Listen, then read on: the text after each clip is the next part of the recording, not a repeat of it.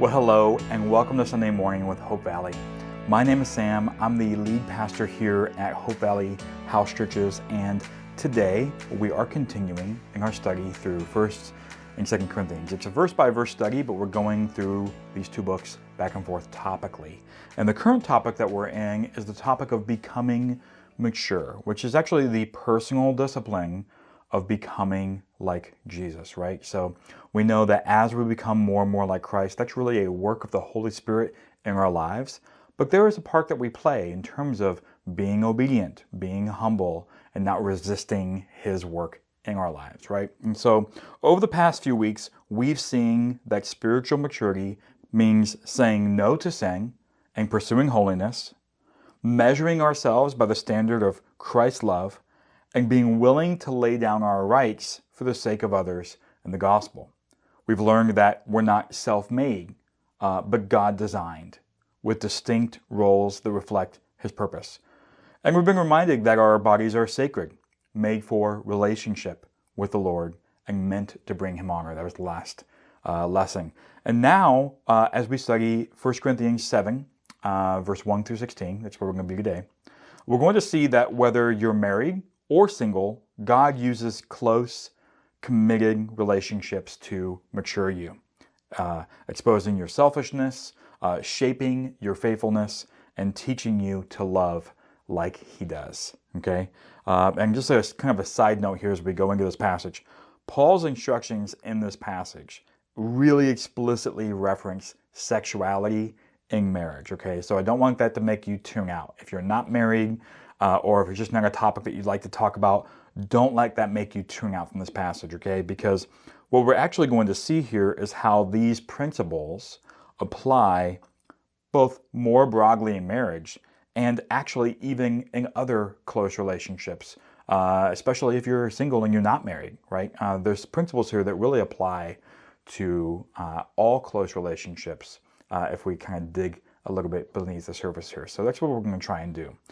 So let's look here in 1 Corinthians chapter 7, verse 1, and we're going to read down to verse 16. It says, "Now, in response to the matters you wrote about, it is good for a man not to have sexual relations with a woman. But because sexual immorality is so common, each man should have sexual relations with his own wife, and each woman should have sexual relations with her own husband. A husband should fulfill his marital duty to his wife, and likewise a wife to her husband. A wife does not have the right over her own body, but her husband does. And in the same way, a husband does not have the right over his own body, but his wife does. Do not deprive one another except when you agree for a time to devote yourselves to prayer, but then come together again. Otherwise, Satan may tempt you because of your lack of self-control. I say this as a concession and not as a command. I wish that all people were as I am, but each one has his own gift from God. One person has this gift, another has that. I say to the unmarried and to widows, it's good for them if they remain as I am. But if they do not have self-control, they should marry, since it's better to marry than to burn with desire. To the married I give this command, not I, but the Lord. A wife is not to leave her husband. But if she does leave, she must remain unmarried or be reconciled to her husband. And a husband is not to divorce his wife. But I, not the Lord, say to the rest, if any brother has an unbelieving wife and she is willing to live with him, he must not divorce her. Also, if any woman has an unbelieving husband and he is willing to live with her, she must not divorce her husband. For the unbelieving husband is made holy by the wife, and the unbelieving wife is made holy by the husband. Otherwise your children would be unclean, but as it is, they're holy. But if the unbeliever leaves, let him leave. A brother or sister is not bound in such cases. God has called you to live in peace. Wife, for all you know, you might save your husband. Husband, for all you know, you might save your wife. Okay, there's some deep stuff there. And again, we make the notes and some deeper footnotes if you want to go a little bit deeper dive into some of the cultural and specific statements that Paul is making there. we make that available to you on our website. And if you get our weekly email, you'll find on the website under the sermons. But we're going to talk really here about some of these core principles we're seeing. First, I want to talk to people who are married, okay? And then we're going to talk to people who are not married, because there's something in here for both groups, okay? There really is. This is not just a passage. It might look like it's a passage just for married people, but it actually contains principles that apply even if I'm called to lifelong singleness. And we'll talk about that here in a moment. But first, I want to talk to people who are married, okay? If you are married, your marriage is God's tool to mature you, okay? If you're married and you're wondering, well, what relationship has God brought into my life in order to really sharpen and mature me? Your marriage. That's the answer. The moment you got married, that became God's design for you, okay? You're not looking for somebody else, okay, to do this. If you're married, your marriage is God's tool to mature you. And let me walk through some of the things that we saw here that marriage teaches and does in our lives, and really how marriage really helps us become so mature, right? If we really engage and embrace the process. Marriage teaches you to prioritize the needs of the other person, right? Verse 3 said, a husband should fulfill his marital duty to his wife, and likewise a wife to her husband, right? Marriage trains you to live by commitment, not mood. That's a really important skill to learn if we're going to be mature, right? I live by commitment, not just by my mood, right? To put the other person first, even when you don't feel like it. I know duty and obligation are not very sexy words, but they're important words in the life of a mature person. We've been saying this so much through these lessons. If you only do what you feel like doing, if you follow your mood, you will remain immature. You will, okay? Mature people do not follow their mood. They don't let their urges and their desires and their feelings direct their lives, right? And marriage is a great tool that God uses to do this. It teaches you to prioritize the needs of another person, right? Secondly, it reveals your selfishness. You might think, I'm not that selfish of a person. And maybe, all things being equal, you're not on the spectrum, right? You're not a highly selfish person. Get married and you will uncover a tremendous amount of selfishness in your life, right? Look here, verse 4, he said, a wife does not have the right over her own body, but her husband does. And in the same way, a husband does not have the right over his own body, but his wife does, right? Like nothing quite challenges our selfishness like what Paul is saying here. He's like, your own body belongs not to you anymore, but actually to your spouse. And it's interesting how he points out, right? This is equally true of both of them. The wife owns the husband's body and vice versa, right? Much of our selfishness really does fly under the radar until we live with someone every day. And that's when it shows up, and it shows up fast. So marriage is a tremendously helpful tool in relationship to reveal, like, you've got selfishness in there, and maybe it's lying dormant and hidden, and it's in the shadows. And man, marriage is going to pull that up, and it's going to reveal it so you can work on it, right? Third, it teaches you to manage yourself, right? Marriage teaches you to manage yourself, right? Do not deprive one another, right? Except when you agree for a time to devote yourselves to prayer. There's verse 5. Then come together again, otherwise Satan may tempt you because of your lack of self-control. Look, you can't say yes to everything or resist everything. Marriage teaches you to set limits and to tell yourself no, right? When you live in constant partnership with another person, you've got to learn your limits. And actually working together, and I'm talking about a healthy marriage, right? This is the way a marriage is supposed to function. If both people are really embracing and engaging the process, this is what marriage does, right? Working together, spouses can be very, very helpful in helping one another to see these things in themselves, right?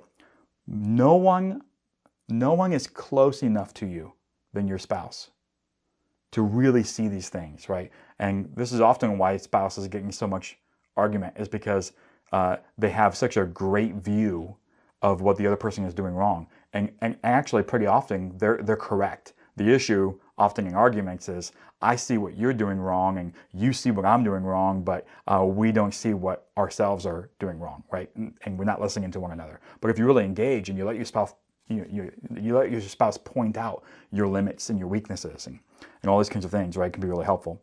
And so it teaches you to manage yourself. You begin to learn, look, if I'm going to function in this marriage well, I'm really going to have to learn how to manage myself, right? And that's kind of what Paul is talking about here in verse 5. Fourth, it teaches you to be faithful when it's difficult, right? We saw this in verse 10, 13. This is I know for a lot of us, this can be a really hard thing to really accept, but verse 10 says a wife is not to leave her husband. But if she does leave, she must remain unmarried or be reconciled to her husband, and a husband is not to divorce his wife. If any brother has an unbelieving wife and she's willing to live with him, he must not divorce her. If a woman has an unbelieving husband, verse 13, and he's willing to live with her, she should not divorce him, right? Marriage teaches you to be faithful when it's difficult. It ain't nothing to be faithful when it's easy. It's nothing to be faithful when it's easy. If you really want to learn faithfulness, you have to learn it in those areas of your life where it's the most difficult to remain faithful, right? And God shows us what faithfulness looks like through hardship, through pain, and even betrayal. Marriage gives us a chance to learn that kind of faithfulness firsthand. Think about the fact that God calls his people his bride, his spouse, right? Think about the faithfulness that he shows to them, right?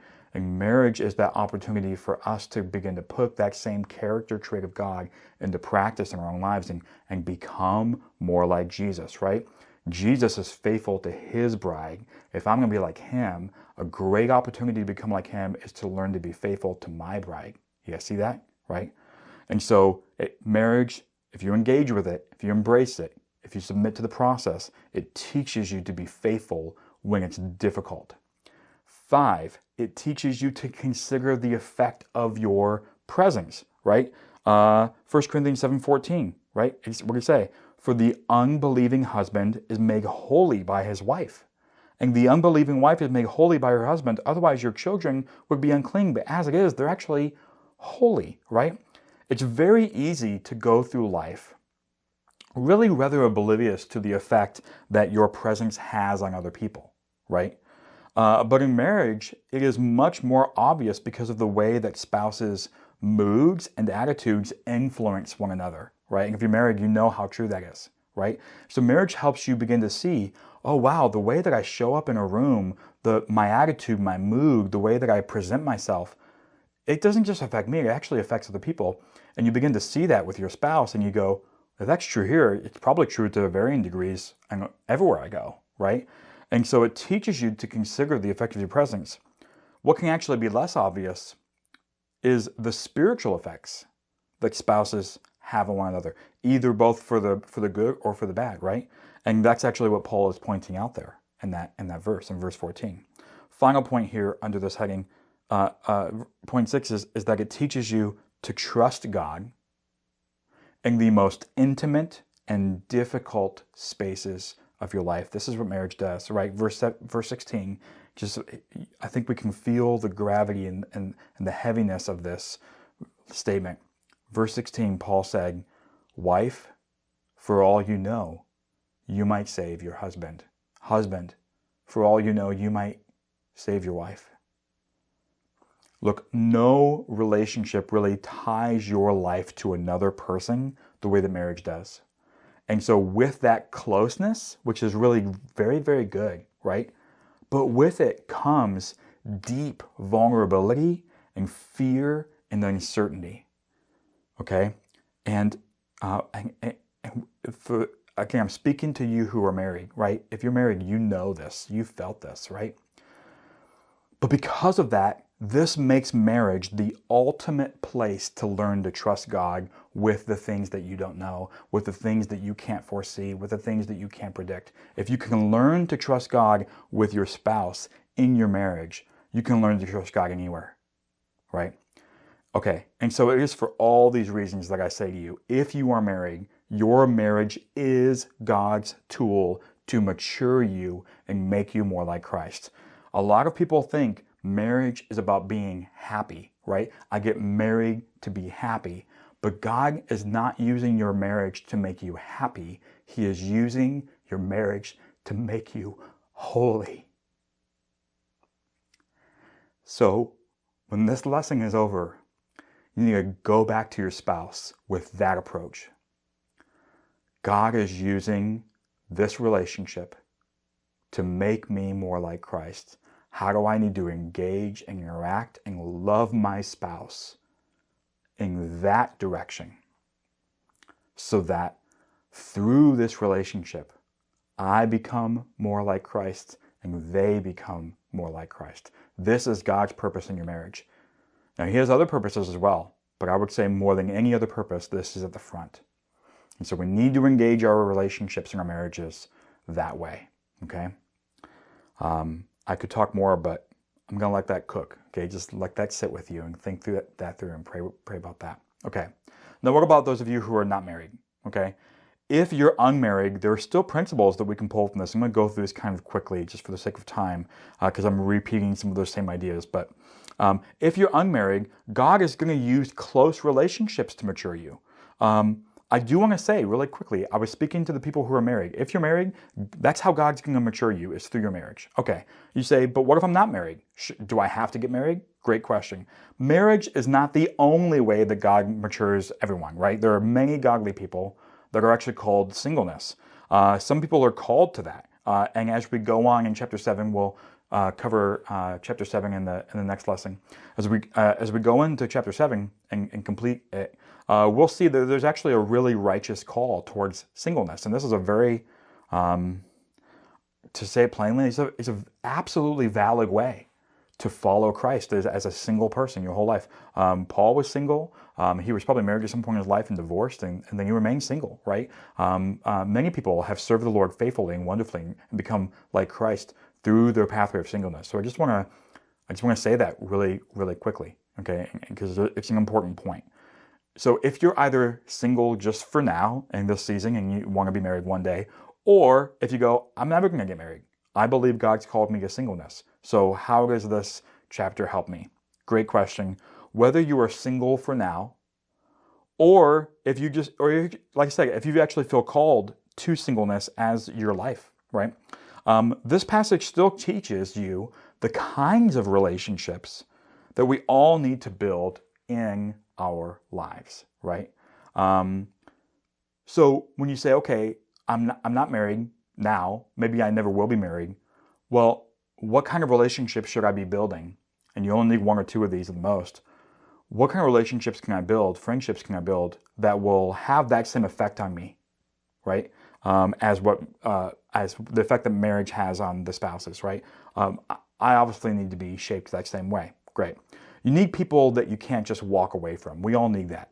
So that's the first thing. We need people, that's what we're seeing in this passage. We need people that we're in close relationship with that we can't just walk away from. Relationships that teach us to stay when it's hard. That is a really, really critical part of becoming mature, is having a relationship in your life that you do not walk away from when it gets hard, right? If you're married, that's your marriage. If you're single, that's some close friendships or some close family relationships, right? We also see that we need people who have permission to challenge us and to humble us and tell us the truth, right?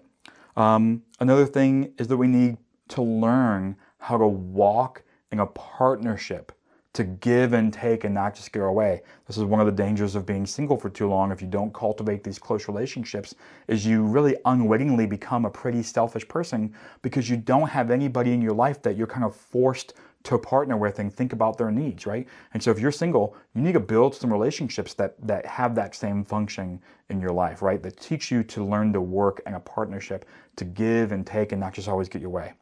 You need people to help you set limits before we burn out trying to do everything ourselves, right? This is another thing that a marriage does, and it's the kind of thing you're looking for, again, in a close relationship is going to have that same function in your life. And then finally, we need another set of eyes. This is so important, right? We need things, we need people to help us see things differently and to see ourselves more clearly, right? So if you are single, either now or for the long term, you have to recognize how God is using close relationships to mature you in that same way, and you need to build and develop those close relationships. And again, just like I don't need more than one wife, you really don't need more than one or two. I would say of friendships like this, right, where it is so incredibly important for you to have a friend that you do not let yourself abandon. You won't walk away from them, even when they hurt you, even when they offend you, even when they challenge you, even when they point out the things in you that you don't like to have pointed out in you, right? You develop, if you're single, develop those kinds of friendships and those kind of relationships, and that will be God's tool of maturing and process and growing you in your life. Okay. Lots going on there, and especially for those who are married or those who are thinking about being married, some of those things I know stirred up a lot, and I didn't even get into all of them. Honestly, going deep into the weeds and all those, and by deep into the weeds, I mean these are really important things, right? I mean, that would be like a whole teaching series, and we'll probably do something like that in the future.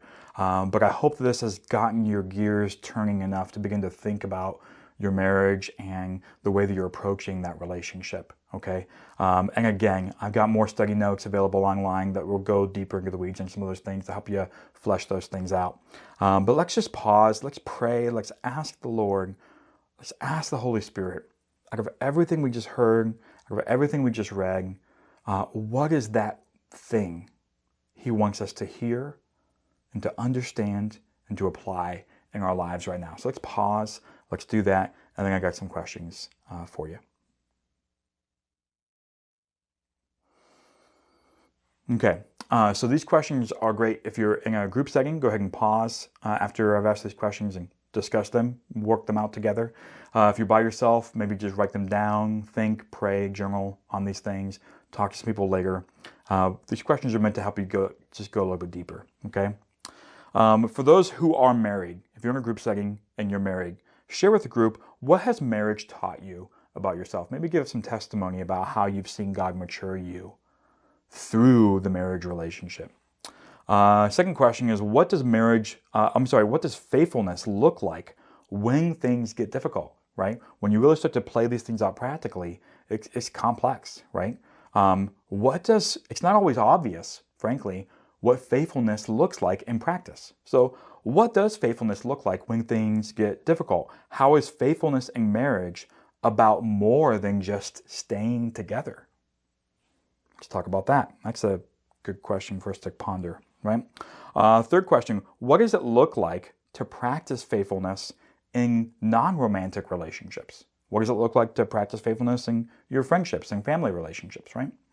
And how does self-control, this last question, how does self-control affect your ability to love others well?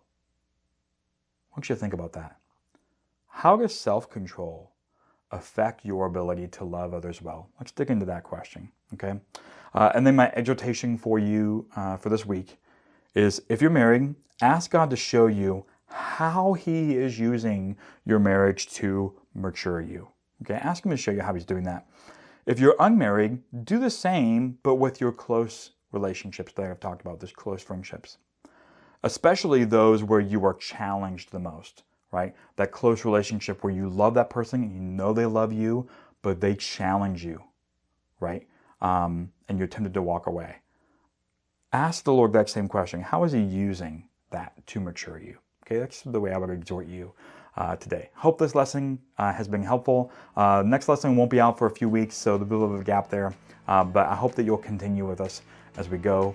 And I just pray that God would bless you and that His Spirit would shape you into the very same image of Jesus Himself.